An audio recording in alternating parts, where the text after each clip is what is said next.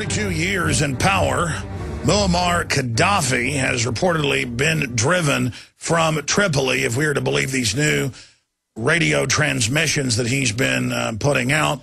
The al-Qaeda forces have officially entered under NATO protection into the government complexes, and the new civil war quagmire can begin. And Gaddafi is telling the different tribal groups around the country to begin attacking the, quote, new al-Qaeda government. And it is an al-Qaeda government. Just last night, I was doing some more research on it and ran across more than 10 different mainstream news articles where they admit that this is al-Qaeda. That's the dominant group. And that Sharia law will now be put into effect, which should make a lot of the neocons and others very, very happy, because now they can have this clash of civilizations between the West and the, quote, extremist, which is the central banking cartel's plan. See, people tend to think of it as America versus the Muslims, or America versus the Chinese, or vice versa, or, hey, Moody's downgraded Japan. Isn't that great? Their economy's falling apart. We'll do better. That's not how economies really work. This will only hurt the United States, that Japan is slipping into a, well, it's been in a deep recession for 15 years, which you could call a depression, on the heels of Fukushima disaster. So we tend to think of this as nation states, but really it's global special interests that are above the law, perching and sitting upon the nation states, playing us off against each other. So that is some of the news, some of the information that we are going to be going over and breaking down today. Now, obviously, we'll get more into U.S. East Coast may be at risk for aftershocks. With yesterday's 5.9, it was a 5.8, upgraded to a 5.9. Also, a strong East Coast quake. Highly unusual, seismologists and other scientists that study earthquakes and other geological activities have said. Cracks discovered in the Washington Monument. Nuclear plant near epicenter, of course, shut down yesterday as a precaution. Problem is, if there's a real disaster, the government has a history of covering that up, so we don't know. Also, witnesses saw D.C. buildings shake during 5.9 earthquake that affected 8 different states and was felt all the way into Canada. So that is also coming up today. And on the Libya front, there's lots of hype now about Gaddafi and rebels in hiding. And will they release a dirty bomb on us now? And can Homeland Security eradicate all of our rights to keep us safe for the bankers to rape us? Excuse me, sorry, had a Freudian slip. Keep us safe from al-Qaeda, who is Gaddafi, but he's actually not al-Qaeda. Al-Qaeda's the new government, but what are you going to do at the end of the day? So that is some of the news I'll be breaking down on that front. Also, some interesting news. Ron Paul picks up steam despite minimal media coverage. KHOU television is covering that here in Texas. So he is winning more and more of the polls, or in a dead heat with Mitt Romney, Rick Perry, and Michelle Bachmann. That's why the system's still ignoring him. He still gets the least amount of coverage of any of the candidates. Even candidates that don't even show up 5 percentage points in the polls get lavish with 2, 3, 4 times the coverage that Ron Paul gets. So we're going to be going over that. And wide open phones throughout the broadcast for 30 minutes in the third hour. We're going to travel to Kentucky with a guest to look at the takeover by the banks of that state. Stay with us. We'll be right back. Through the top stories here today, and then we're going to take a lot of your phone calls, because again, when I listen to rebroadcast, I always enjoy the calls, the different news items you bring up, the different directions you take us in. It's like spinning a wheel of fortune. The questions, the comments, people that disagree, people that agree. I certainly enjoy it and find it to be informative and edifying to the max. So I'm going to be giving the toll-free number out here in a few minutes after I have gone over some of the news. Then coming up for about 30 minutes for part of the third hour, Gatewood Galbraith, a perennial candidate and well-known political activist across the country, but based in Kentucky, is going to be coming on to discuss this news article out of Alternet, how J.P. Morgan took over all of Kentucky's financial services and why you should be scared. And it just shows the complete and total financial domination of this country. So he'll be joining us coming up. And I have other little interesting tidbits of news. The foreign ownership of our media is accelerating. Carlos Slim increases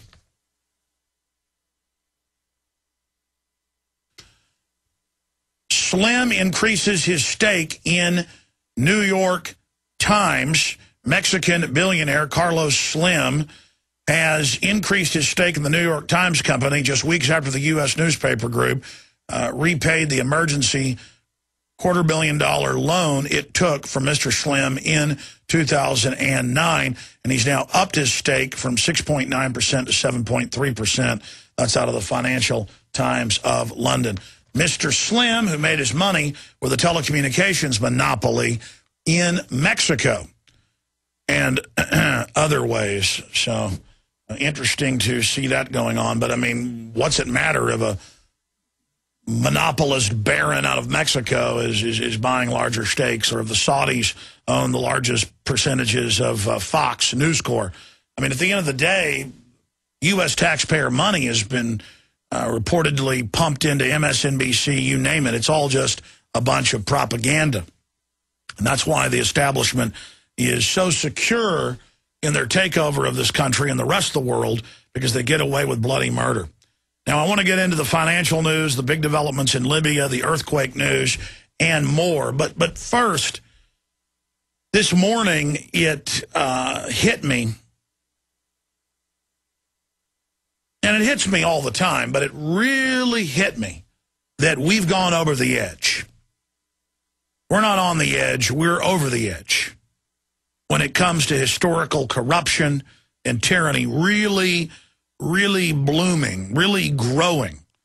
This country is just overrun by corrupt individuals carrying out corrupt practices. Our economy is more and more converting from a free market, free society to a crony, insider monopoly system.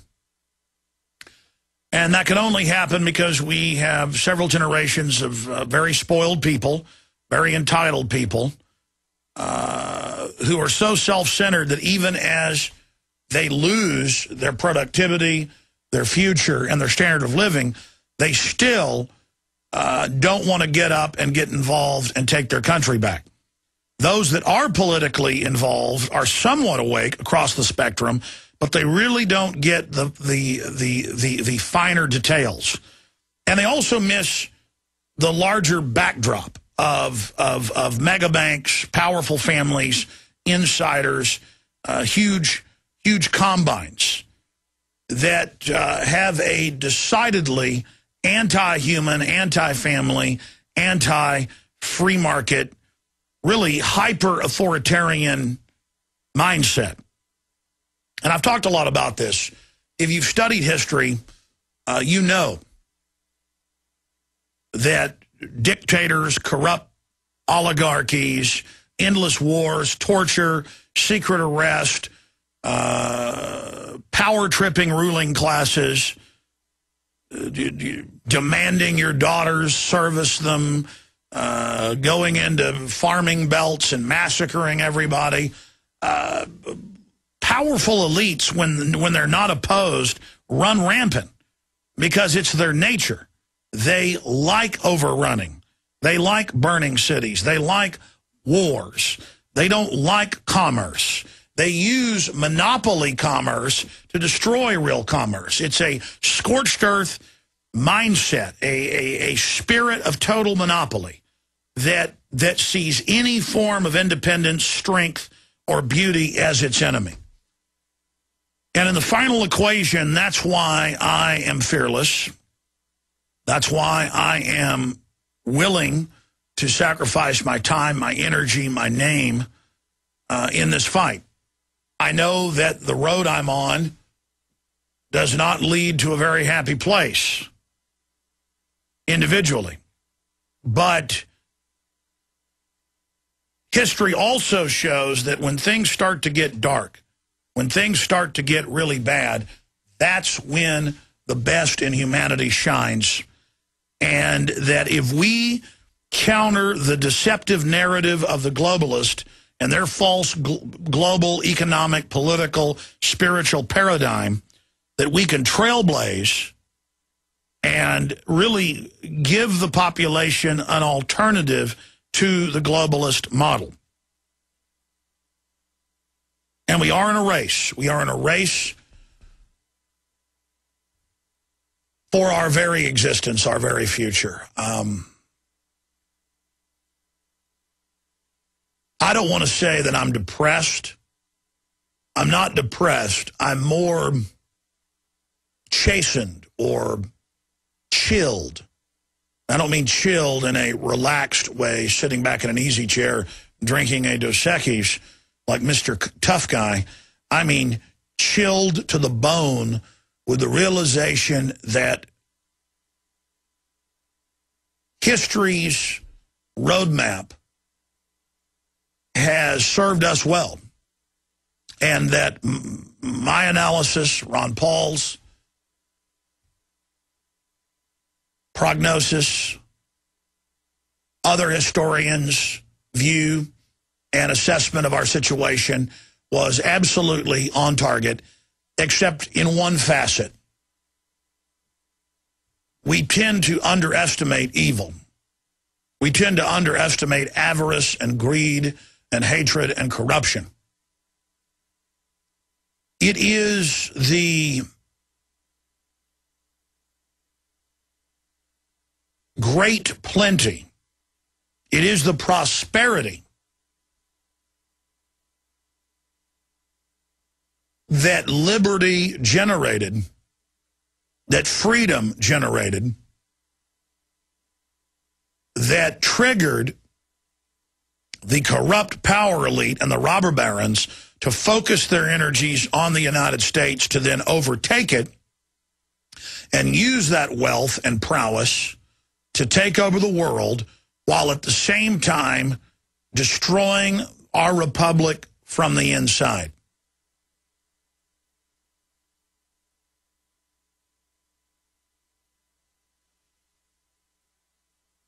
And it is because there's still so much food on the table and so much entertainment that even as the oxygen's taken out of the room, even as our society rots and the roads fall apart and the police are laid off and the taxes go up, and as the borders are opened and as the illegals are legalized, as the country rots into the ground, it does it incrementally so that still the average person can't recognize it. People are starting to see it, starting to smell it. But if the general public could know what I know, or could know what Ron Paul knows, or what other people who've studied common sense and history know, people would be repenting. And by repenting, I'm not, even if you're not a Christian, I mean repenting, saying, I'm angry at myself for not doing more, for not being informed, for being lazy, for valuing things that don't really have value, and not appreciating things that really are the heart of civilization, the heart of freedom.